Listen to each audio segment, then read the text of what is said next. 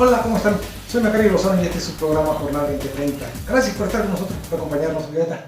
Hola, ¿qué tal, Macario? ¿Cómo le va? Soy Violeta Huerta. Mire, vamos a tratar un tema que tiene que ver, que sí sobre todo se sobredimensionó mucho, aunque es grave en el fondo. Es el caso de la escasez de medicina y específicamente de medicina para cáncer de niños. Entonces, sobre eso vamos a hablar hoy.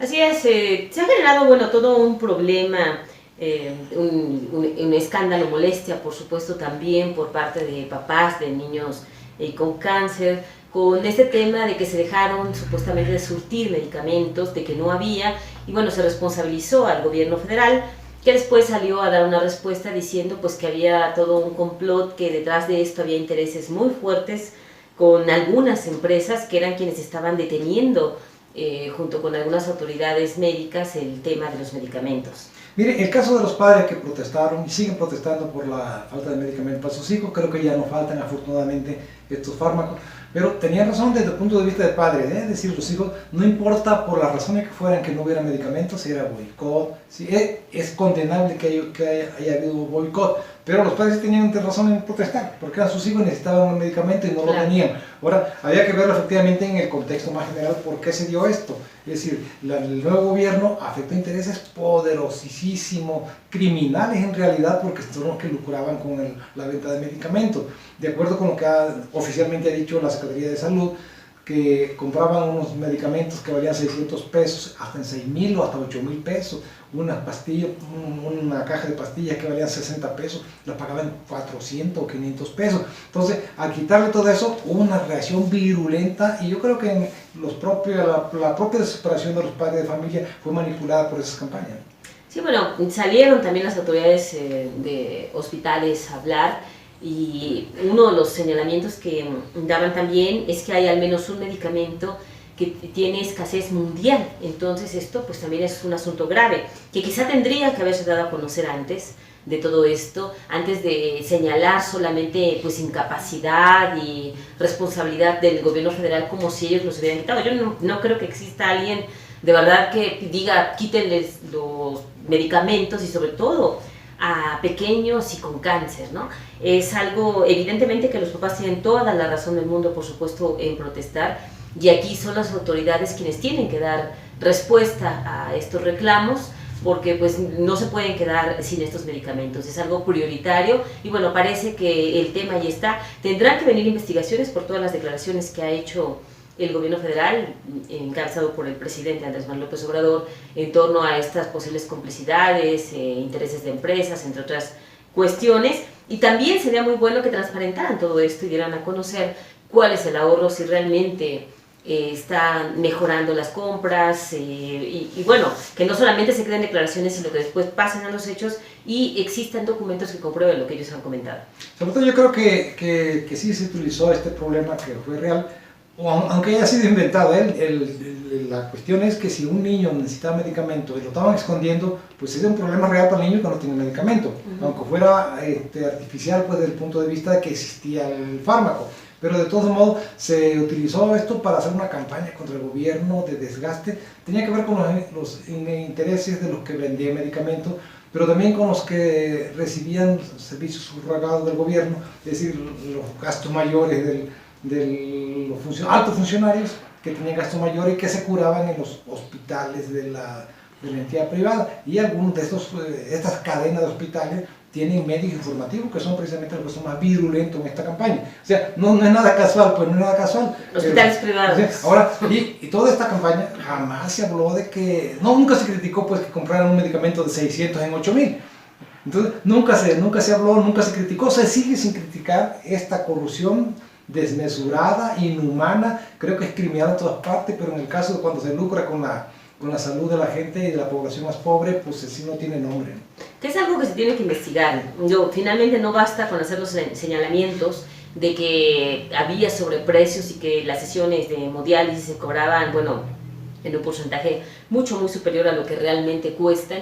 Por ejemplo, por dar un ejemplo, pero ellos hablan de varios posibles medicamentos, y esto implicaría responsabilidad administrativa e incluso penal. Aquí, si hay argumentos, si hay pruebas, tienen que presentarse, tiene que haber denuncias y se tiene que demostrar, pues, presentar responsabilidad para ver qué es lo que está pasando, porque evidentemente aquí había, si esto es real, un negocio de alguien o de muchos que estaban haciendo a costillas del erario. Sí, un negocio delictivo, criminal, porque no es siempre el negocio, por el negocio todas las empresas hacen negocio. Lo que pasa es que en este caso, que den las cosas tan caras y que no se finquen responsabilidades, también sería muy negativo para el gobierno federal.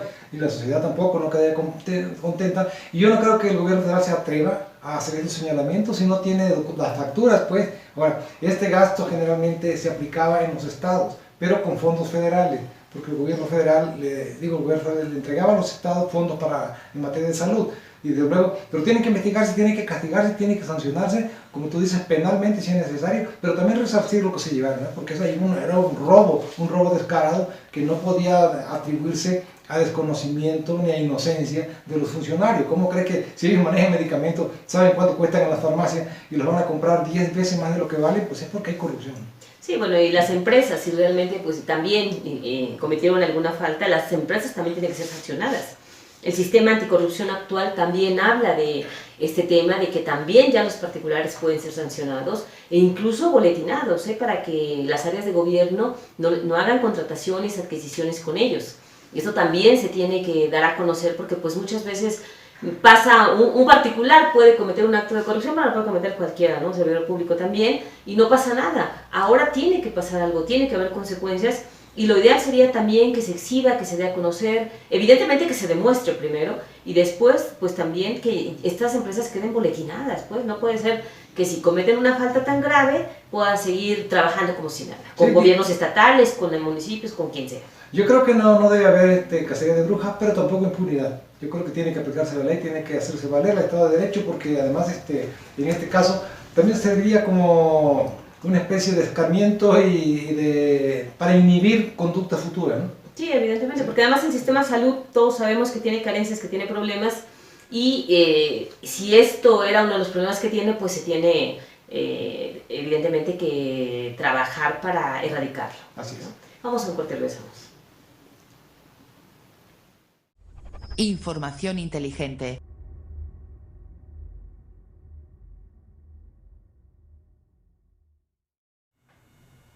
Reanudamos y vamos a tratar el tema de la inseguridad pública en el país, específicamente en el renglón de homicidios, porque la delincuencia y todo el universo delictivo es muy vasto, pero específicamente en el de homicidio, que es el delito que más agravia a la sociedad y a la familia y a las víctimas directas, porque sí creció el año pasado en relación con el 2018, creció como 2.7% y superó los 35.000 homicidios, una cifra que debe preocupar porque se suponía que se iba a frenar y revertir la tendencia que venía al alza.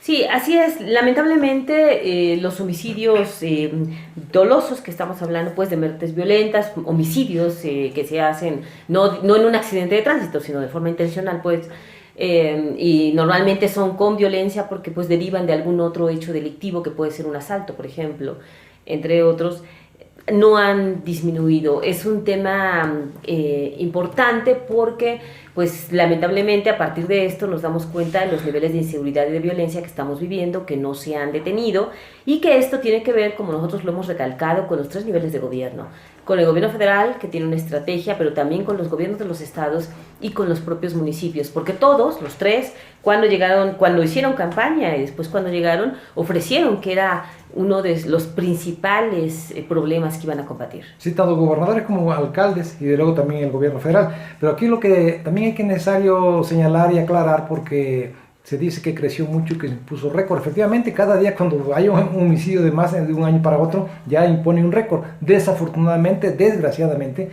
así es. Pero también había que considerar un aspecto.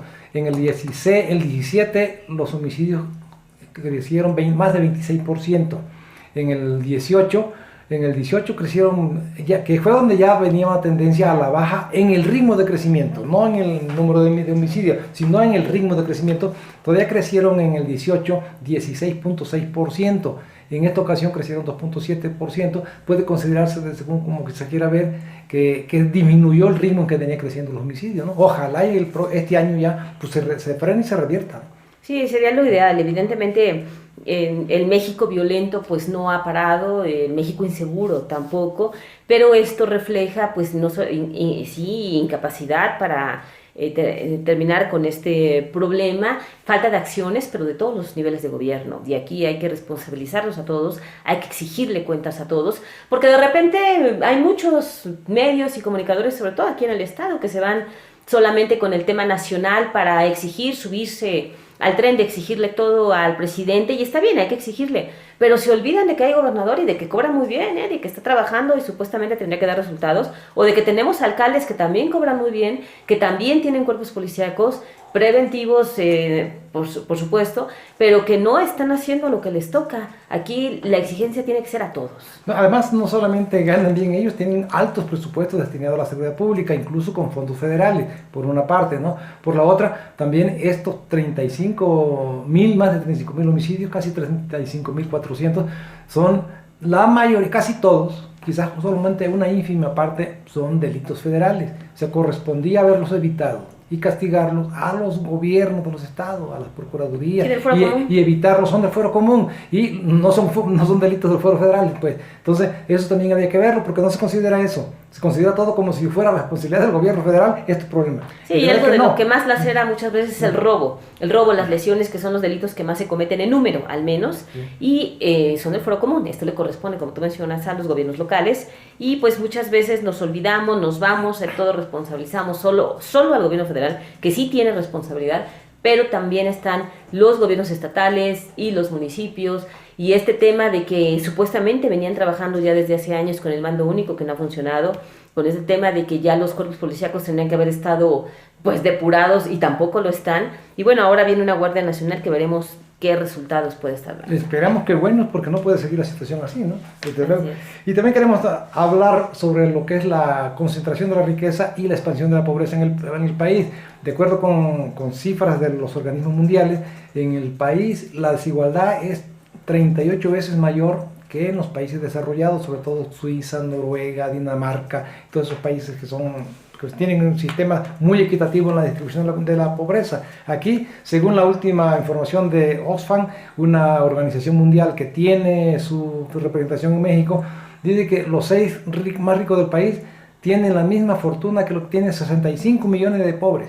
¿Se imagina cómo está de mal repartida la pobreza en el país? Y así tiene que un país con estos índices de desigualdad no puede tener estabilidad eternamente, ¿eh? No, cómo está distribuida la riqueza, ¿sí? De tal forma que lamentablemente tenemos pues millones de pobres, que evidentemente se puede decir muy fácil porque la cifra pues es un número frío, pero estas personas tienen carencias de viviendas, carencia de alimentación, carencia de muchas cuestiones, y nosotros, bueno, también hemos recalcado en varios programas la carencia de alimentación, el no estar bien alimentados, sobre todo en los menores, también repercute en que no tengan un buen aprendizaje, de que a veces pues, no puedan estar compitiendo adecuadamente con alguien en la escuela, porque pues ellos a lo mejor no desayunaron, o no tienen las mismas condiciones que otros. La pobreza tiene implicaciones gravísimas, por supuesto, de enfermedades también, donde puede haber pequeños que todavía mueran, o personas de manera general que mueran por enfermedades que son prevenibles y curables. Y luego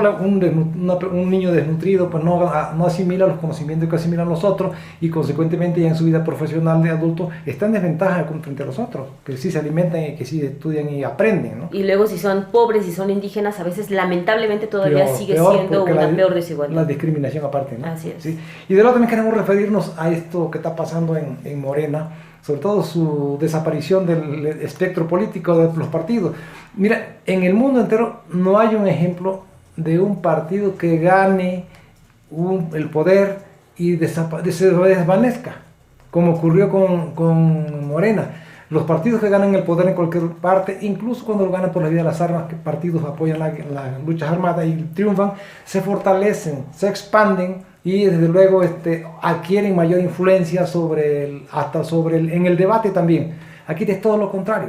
Morena triunfó, desapareció en una situación muy grave para el país mismo, porque el gobierno tiene metas, tiene objetivos, tiene propósitos, programas y acciones que son definitivamente favorables a la población, pero eso no se puede llevar a la práctica si no es con el respaldo de un partido en todo el país. Sí, evidentemente. La verdad es que Morena es el ejemplo, como tú mencionas, del partido exitoso. Pero ese partido no se entendería sin la figura principal que es Andrés Manuel López Obrador. Lo decía hace unos días un hombre talentosísimo como es Lorenzo Meyer. Ganaron en gran parte por López Obrador, pero Andrés Manuel no va a volver a ser candidato. Entonces, si Morena no reacciona, Morena va a acabar su tumba. Morena es un partido que se ha perdido. Es un partido que prácticamente es inexistente en la mayoría, no solamente en el país, sino también en los estados. No existe como una fuerza política que sea combativa, que esté generando un equilibrio, crítica, reclamos. La verdad es que es un partido totalmente gris. Bueno, no se sabe, es el partido que más prerrogativas recibe y es algo de lo que no da cuenta, por ejemplo. No sabemos qué hace con ese dinero. Es un partido lamentablemente también muy oscuro al que no le gusta transparentarse y eso también es muy negativo. Y es un partido por el que se están peleando. Divididor. Sí, en estos momentos que a nivel nacional Jacob Polensky no quiere soltar el partido, otros pues ya la quitaron, ya está ahí Alfonso Ramírez Cuellar como un dirigente provisional que están marcando 4 meses para renovar dirigencias. Pero lamentablemente pues Morena está siguiendo los vicios de varios partidos y en algunos casos peor que ellos. Con la diferencia de que este es un partido nuevo exitoso y el año que viene hay elecciones, tanto de gobernador como de diputados federales, también alcaldes y congresos locales. Pero hay una cuestión también, Morena no existe más que con López Obrador. Existe en el Congreso de la Unión, existen en algunas legislaturas, no en todas, donde tiene mayoría, porque en algunas han tenido mayoría, se comporta como partido satélite del partido en el gobierno.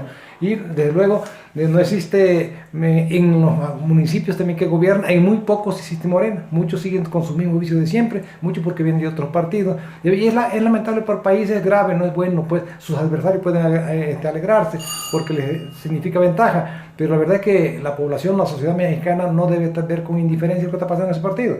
Digo, Muñoz Ledo decía que era un partido que volaba para un partido de Estado. Yo creo que con todo lo talentoso que es Muñoz Ledo, está equivocado porque Morena no es partido de Estado porque no es partido.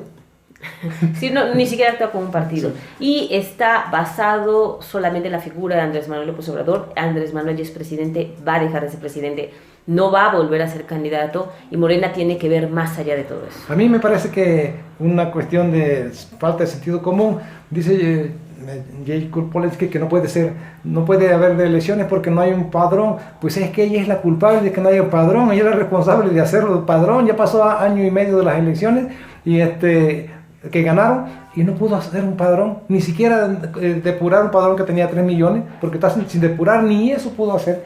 Y dicen, no, pues hasta que hay un padrón, pues si yo no lo hago nunca voy a salir entonces. Porque no hay un padrón depurado. Sí, se están peleando Morena y la verdad es que no han rendido cuentas y su militancia tiene que exigirles que rindan cuentas. Claro. ¿Qué están haciendo con el dinero? Porque por ahí hay rumores de que algunas cuestiones como su periódico Regeneración ahora se está tirando con un costo más alto del que estaba antes. La dirigencia tiene que rendir cuentas. Así es. Vamos a otro corte y regresamos. Información inteligente.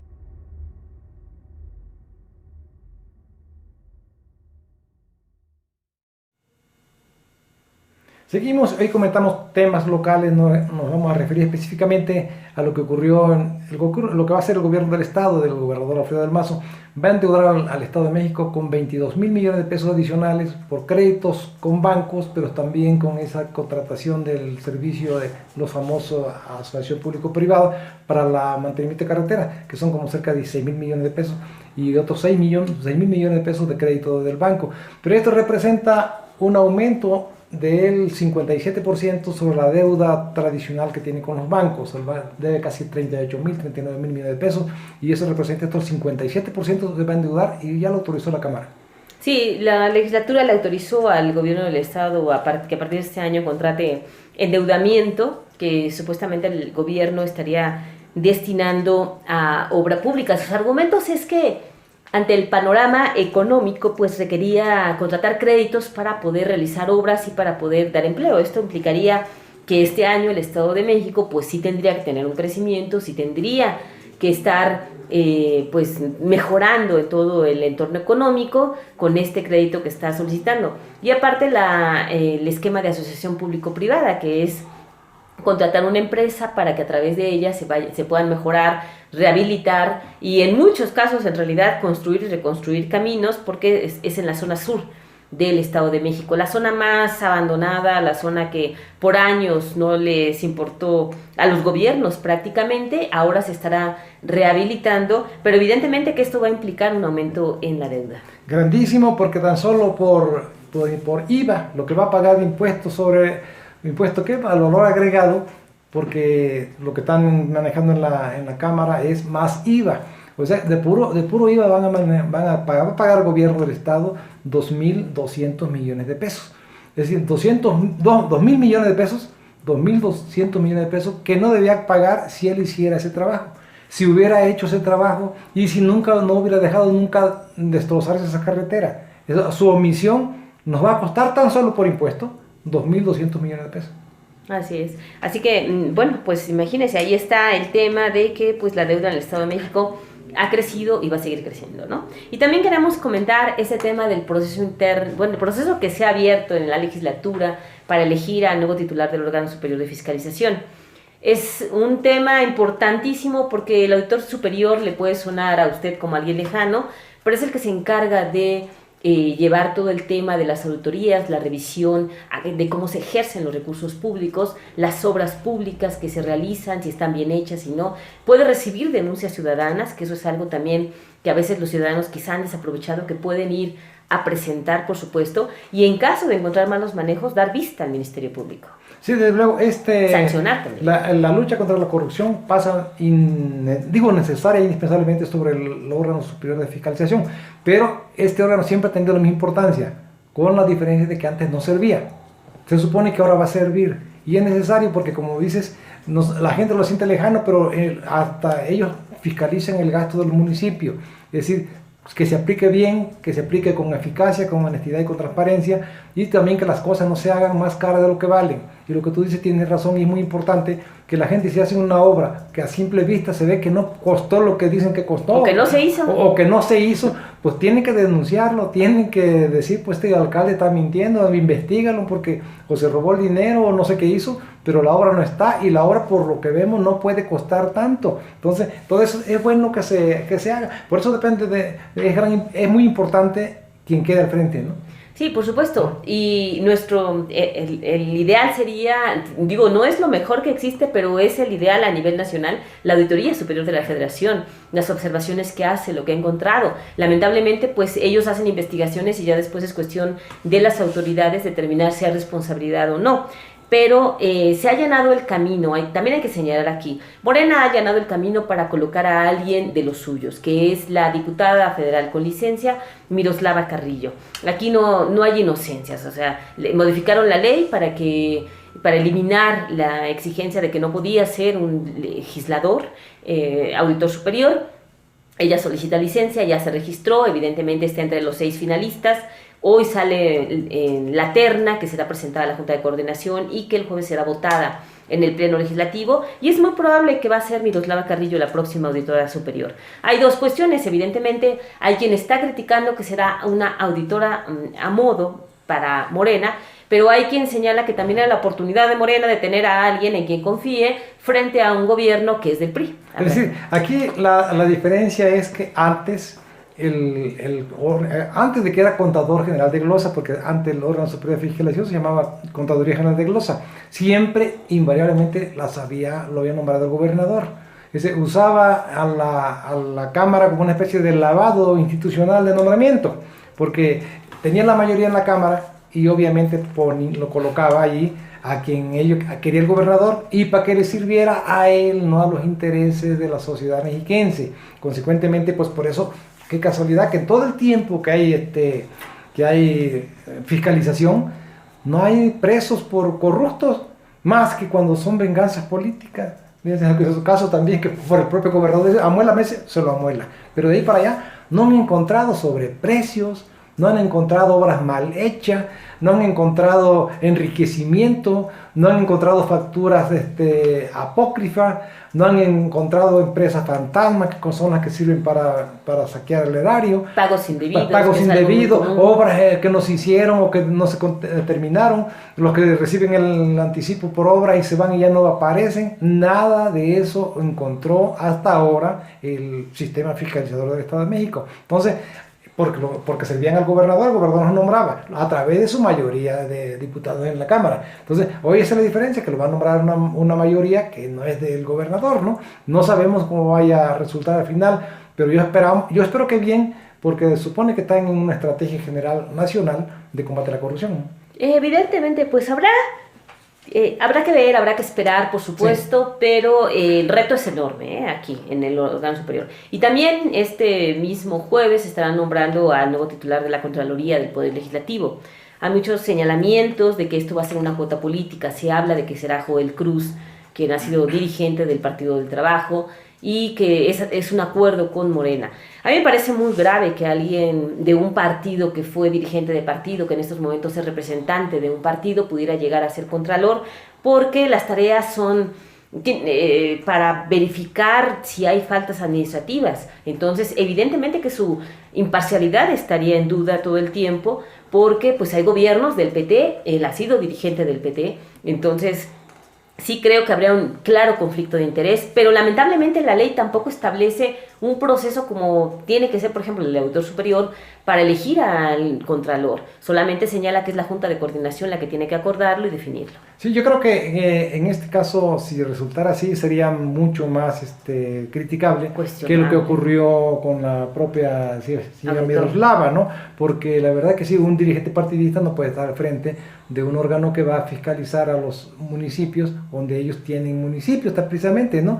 Y yo creo que se podrían haber hecho las cosas mejor, ¿no? Yo también lo creo. Vamos a esperar al jueves, pero evidentemente que es muy grave este señalamiento que existe de que ya hay un acuerdo para que el PT coloque a alguien volviendo a los viejos tiempos, cuando se supone que esto ya se había superado, porque argumentan que en su momento el PRD lo hacía y ahora les toca a ellos. A mí me parece que es como no ver hacia adelante, no ver que ya estamos en otros tiempos, pero bueno, vamos a esperar primero para verlo, y si es así, pues seguramente lo estaremos criticando, por supuesto, en el siguiente programa. Definitivamente. Oye, también brevísimo, algo que nos concierne a nosotros los periodistas, según información del Seguro Social y de otras instituciones del gobierno federal, 22,000 trabajadores de la información, decía reporteros, pues periodistas en el país, no tienen Seguro Social. Es gravísimo, imagínense, no tienen Seguro Social y también ganan muy poco. Y eso pues repercute en las condiciones de vida de los compañeros, ¿no? Y evidentemente que a veces también repercute en algunos casos, porque esto depende de cada persona, en que algunos están más cerca o buscando lo que no les da su empresa en los políticos o con la gente con la que trabajan, lo cual no está bien. Aquí hay evidentemente también una falta de cumplimiento de la ley por parte de la mayoría de las empresas que no están dando estas prestaciones a sus trabajadores, y que pues es contradictorio porque sacan notas, critican, reprochan, pero ellos hacen lo que están criticando muchas veces, no todos. Pero además yo creo también tiene que ver mucha responsabilidad en esto el propio gobierno, porque el gobierno no debe permitir que se violen las leyes, claro, y menos las leyes tan esenciales como es la Ley Federal del Trabajo, que protege a los que trabajan, ¿no? Y que están al servicio de un patrón. Entonces, esto son las dos cosas. Por una parte, la empresa sin responsabilidad social, sin sentido de lo que es el ser patrón, y por otro, el gobierno que les permite. Sí, además basados en toda esta flexibilidad de la ley laboral que permitió con la famosa reforma que pues todo lo que era ilegal y lo que ya se hacía pero que no estaba dentro de la norma pues se legalizara, como el outsourcing, o también el hecho de que cada vez contratan más por honorarios para no darles prestaciones, entonces no tienen seguridad social evidentemente, no tienen prestaciones y ni siquiera ninguna certeza, porque incluso si se molestan los pueden despedir en cualquier momento y no les dan ninguna liquidación. Por una parte, por la otra, esto de que no tenga prestaciones sociales, que tengan excluido del régimen de seguridad social, no se siente ahorita, pero cuando llegue la edad de que ya están grandes y que ya no pueden trabajar a otro lado, no se van a poder jubilar, no van a tener pensión y consecuentemente pues les espera una vida de vejez muy, muy difícil. Y además injusta. Claro, y es algo que muchas veces en sus notas, en sus ediciones, ya sea impresa, digital, como sea. Las empresas están criticando de otras empresas, pero que ellas están cometiendo y muchas veces no lo sabemos. Así es. ¿No? Pero bueno, nos vamos, no sin antes hablar un poco del Toluca. Sí, volvió a las andadas. Bueno, empató. Empató, sí, pero todo. Parecía que iba a perder con Guadalajara, Sí. pero pues sí, se espera que pueda mejorar, sobre todo porque pues trabajaron pues en tratar de mejorar este plantel, en tratar también de tener un buen técnico como lo es el Chepo de la Torre, Sí. ¿no? Lleva 4 puntos de 9, así que no lleva en el 50%. Vamos a ver qué pasa. Sí. Le agradecemos que haya estado con nosotros, Macario, nos vemos, Gracias. nos vamos y ojalá que nos pueda seguir en nuestras redes sociales. Gracias.